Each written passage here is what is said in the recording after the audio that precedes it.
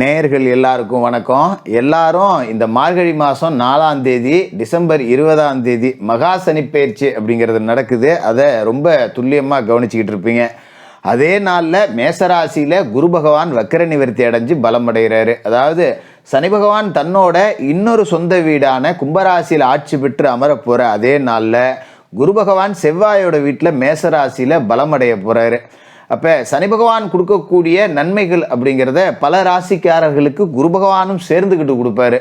சில ராசிக்காரர்களுக்கு சனி பகவானால் ஏற்படக்கூடிய இன்னல்கள் அப்படிங்கிறத குரு பகவான் ஓரளவுக்கு தடுக்கக்கூடிய வல்லமை அப்படிங்கிறத கொடுப்பாரு. அதோட குரு பகவானோட பார்வை அப்படிங்கிறதும் எல்லா ராசிக்காரர்களுக்குமே நற்பலன்கள் அப்படிங்கிறத கொடுக்கக்கூடியது. அப்படிப்பட்ட குரு பகவான் மார்கழி 4ஆம் தேதி மேசராசியில் வக்கர நிவர்த்தி அடைஞ்சு பலமடைய போகிறாரு. அங்கே இருந்துக்கிட்டு குரு பகவான் தன்னோட 5ஆம் பார்வையா சிம்மராசியவும் 7ஆம் பார்வையா சுக்கிரனோட வீடான துளாராசியவும் 9ஆம் பார்வையா தன்னோட சொந்த வீடான தனுசு ராசியவும் பார்க்க போறாரு.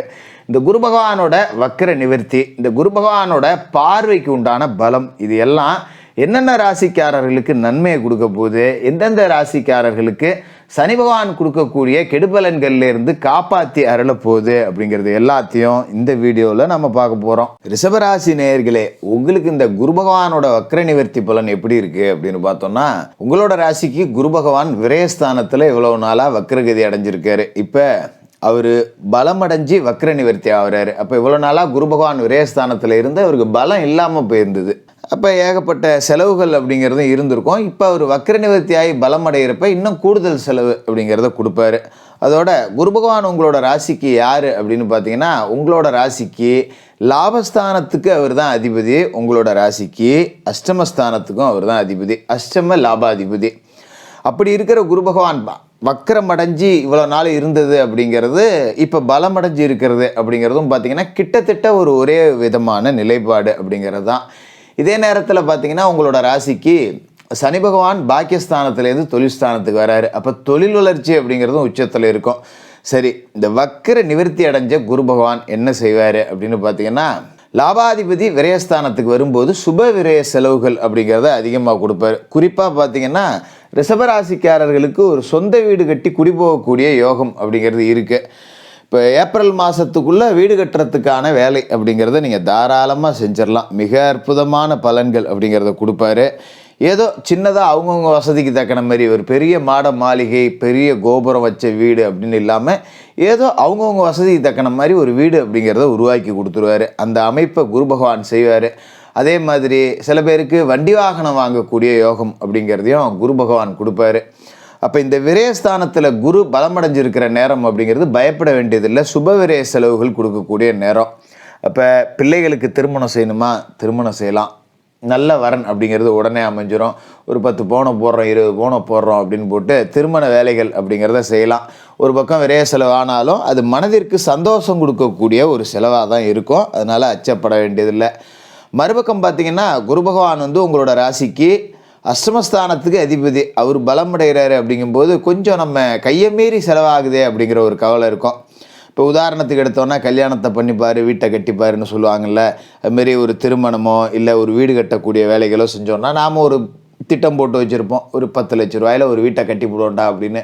அது அப்படியே ஒரு 15 லட்சத்துக்கு போவோம். வீட்டில் இருக்கிற நகை நட்டெல்லாம் அடமானம் வச்சு மேற்கொண்டு சுற்றி கடனை வாங்கி தான் அதை கட்டி முடிக்கிற மாதிரி இருக்கும். ஆனாலும் இது ஒரு முதலீடு தான் அப்படிங்கிறதால அதுக்காக நீங்கள் பயப்பட வேண்டியதில்லை. சனி தொழில் ஸ்தானத்தில் இருக்கார் அப்படிங்கும்போது நீங்கள் என்ன கடன் வாங்கினாலும் அதை அடைக்கக்கூடிய அளவுக்கு தொழிலில் வளர்ச்சியை கொடுத்துருவார். அதனால் 10 ரூபா கடன் வருதே அப்படின்னு நீங்கள் இந்த நேரத்தில் பயப்பட வேண்டியதில்லை, கவலையே பட வேண்டியதில்லை அப்படின்னு தான் சொல்லணும். அதனால் இந்த குரு வக்கர நிவர்த்தி காலம் அப்படிங்கிறது உங்களுக்கு சந்தோஷத்தை கொடுக்கக்கூடியது தான். மறுபக்கம் குருவோட பார்வை அப்படின்னு பார்த்தீங்கன்னா உங்களோட ராசிக்கு 4, 6, 8 இந்த 3 வீட்லேயும் விழுவுது. அஷ்டமஸ்தானத்துக்கு அதிபதியான குரு பகவான் உங்களோட ராசிக்கு அஷ்டமஸ்தானத்தையே பார்க்குறாரு. அப்படிங்கிறதால பெரிய அளவில் உங்களுக்கு பிரச்சனை அப்படிங்கிறது எதுவுமே வராது. கொஞ்சம் ராத்திரியில் படுத்தா என்னடா இது இவ்வளோ கடன் வாங்கிட்டோமே, இதை எப்படி அடைக்கிறது அப்படிங்கிற சிந்தனையில் கொஞ்சம் தூக்கம் இல்லாமல் இருக்கும். இதை என்ன பண்ணலாம், இல்லை நாளைக்கு செலவுக்கு பணம் வேணுமே, நாளைக்கு வீடு கட்ட ஆள் வருமே, இல்லை நாளைக்கு கல்யாணம் வர நம்ம ரெடி பண்ணி வச்சுருக்கோமே, பவுன் எடுக்கணுமே, ஒரு பாத்திர பண்டம் வாங்கணுமே அப்படிங்கிற கவலை இருக்கும். ஆனால் கவலைப்பட வேண்டியதில்லை. உங்களோட ராசிக்கு 6வது வீட்டையும் குரு தான் பார்க்குறாரு. 6 அப்படிங்கிறது கடன் ஸ்தானம், ருணரோக சத்துருஸ்தானம், கடன் நோய் பகை எதிரிகளை குறிக்கக்கூடிய ஸ்தானம். இதில் குரு பகவானோட பார்வை விழுது அப்படிங்கும்போது கடன் அடைக்கிறதுக்கு வழியும் கொடுத்துருவார். ஒரு பக்கம் கடன் கொடுத்தாலும் இன்னொரு பக்கம் அந்த கடன் தீர்றதுக்கான வழியவும் குரு பகவானே செஞ்சிருவார். அப்படிங்கிறதால பெருசாக நீங்கள் அதை பற்றி கவலைப்பட வேண்டியதில்லை. ராசிக்கு 4வது வீட்டில் குரு பார்வை விழுது அப்படிங்கும்போது உங்களோட உடம்புல எந்த பிரச்சனையும் இருக்காது. சுகஸ்தானம் வலுவடையுது. தாயார் உங்களுக்கு பெரிய ஆதரவாக இருப்பாங்க. இப்போ நமக்கு ஒரு 10 ரூபா பணம் வேணும்னாலும் பெத்த தாய்கிட்டையோ இல்லை தாய் வழி உறவுகள்கிட்டையோ போய் கேட்டோம்னா உடனே கிடைக்கக்கூடிய வாய்ப்பு இருக்குது.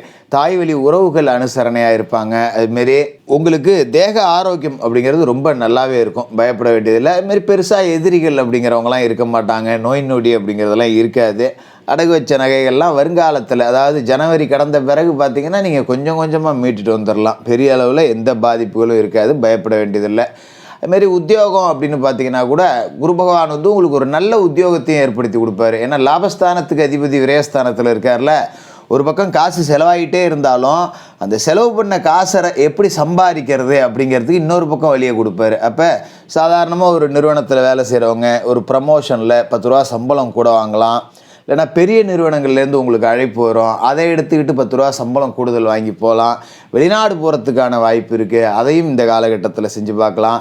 இப்படி ஒரு பக்கம் செலவை கொடுத்தாலும் மறுபக்கம் காசு பணங்கிறத குரு பகவான் கொடுத்துக்கிட்டே தான் இருப்பார். அதுமாரி ராசிக்கு 8ல் குரு பார்வை, அதாவது அவரோட வீட்டை அவரே பார்த்துக்கிறாரு. தனுசு ராசி குரு பகவானுக்கு சொந்த வீடு. உங்களோட ராசிக்கு 8வது வீடு. அதையே குரு பகவான் பார்க்குறாரு. அப்படிங்கும்போது உங்களோட எதிர்கால திட்டம் அப்படிங்கிறதெல்லாம் நிறைவேறக்கூடிய வாய்ப்பு அப்படிங்கிறது பிரகாசமாக உங்களுக்கு தெரியும். பரவாயில்ல, நான் இதில் ஏதாவது கிடைக்கும்னு நினச்சி ஒரு திட்டம் போட்டேன், இப்போ அது வெற்றியை நோக்கி தான் முன்னேறிக்கிட்டு இருக்கு, எனக்கு ஒரு மன சந்தோஷத்தை கொடுக்குது அப்படிங்கிற மாதிரி உங்களுக்கே தெரியும். சரி, ஒரு மன தைரியம் இருக்குது, எது வந்தாலும் பார்த்துக்கோண்டா அப்படின்னு கலங்காத ஒரு மனத்தையும் குரு பகவான் கொடுப்பாரு. இதே காலகட்டத்தில் உங்களோட ராசிக்கு 5வது வீட்டில் கேது இருக்கார். லாபஸ்தானத்தில் ராகு இருக்கார். இதையும் நம்ம பார்க்கணும். லாபத்தில் இருக்கிற ராகு கொஞ்சம் நம்ம உழைக்காமலே வருமானம் அப்படிங்கிறத கொடுத்துருவாரு. இப்போ குறிப்பாக எடுத்துக்கிட்டிங்க அப்படின்னா நம்ம திட்டமிடாத செய்யக்கூடிய காரியங்களில் வெற்றி கிடைக்கும். இங்கேருந்தெல்லாம் பணம் வருமா அப்படின்னு நாம் யோசிச்சு கூட பார்க்காத இடத்துல இருந்தெல்லாம் நமக்கு 10 ரூபா வருவாய் அப்படிங்கிறது வரும். ஆச்சரியத்தை கொடுக்கும். மறுபக்கம் பூர்வ புண்ணியத்தில் கேது இருக்கும்போது தாய் தந்தையர் வழியில் ஆதரவு இருக்கும். பிள்ளைகள் உங்களுக்கு பெருமை சேர்க்குற வகையில் நடந்துப்பாங்க. நம்ம பிள்ளைங்களை நினச்சி நம்ம பெருமைப்படலாம். அந்தளவுக்கு அவங்களோட கல்வியாக இருந்தாலும் சரி, அவங்களோட நடத்தை நடவடிக்கைகள் எல்லாமே ரொம்ப நல்லா இருக்கும். பொறுப்பு இல்லாமல் இருந்த பிள்ளைங்க கூட பெற்றவங்க கஷ்டப்படுறாங்க அப்படின்னு ஒரு வேலைக்கு போய் 10 ரூபா சம்பாதிச்சு கொடுக்கக்கூடிய அமைப்பு அப்படிங்கிறது இருக்குது. அதனால் இந்த குரு பகவானோட வக்ர நிவர்த்தி காலம் அப்படிங்கிறது உங்களுக்கு ஒரு அற்புதமான காலகட்டம் தான். அதோட சனி பகவானும் தொழில்ஸ்தானத்துக்கு வராரு. அப்படிங்கும்போது தொழிலும் ஒரு பக்கம் வளர்ந்துக்கிட்டே இருக்கும். உங்கள் முயற்சிகளை மட்டும் தொடர்ச்சியாக செஞ்சுக்கிட்டே இருங்க.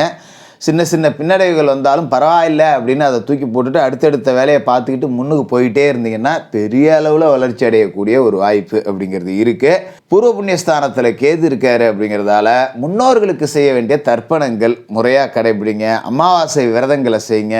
குலதெய்வ வழிபாடு அப்படிங்கிறத மாதத்துக்கு ஒரு தடவையாவது செய்யுங்க. குலதெய்வம் தெரியாதவங்க இஷ்ட தெய்வம் எல்லை தெய்வத்தை வணங்கலாம். இல்லை குலதெய்வ கோவில் தொலைதூரத்தில் இருக்க மாதம் போக முடியலன்னா குலதெய்வ புகைப்படத்தை வீட்டில் வச்சு வணங்கலாம். இதையெல்லாம் செஞ்சுக்கிட்டு வாங்க. சாலையோரத்தில் இருக்கக்கூடிய வீடற்றவர்களுக்கு உங்களால் ஆன உதவிகளை செய்யுங்க. ஒரு அன்னதானம் செய்கிறது, ஒரு போர்வை வாங்கி தர்றது, ஒரு காலணி வாங்கி கொடுக்கறது, இந்த மாதிரியான உதவிகள் செஞ்சுட்டு வாங்க.